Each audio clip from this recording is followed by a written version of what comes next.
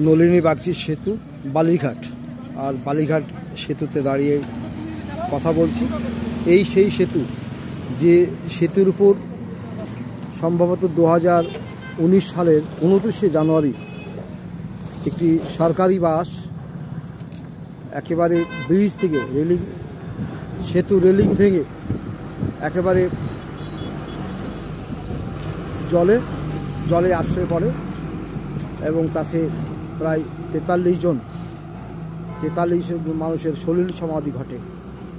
সেই নলিনী সেতুর উপর দাঁড়িয়ে বহরমপুর যাবার পথে অভিশপ্ত সেতু বলা যেতে পারে। 2019 সালের সেই 29শে জানুয়ারির কথা আমাদের স্মৃতিপটে সবসময় ভাস্বর হয়ে আছে। সন্ধ্যার ঠিক প্রাক মুহূর্ত, আকাশে মেঘ, অন্ধকার, মৃদু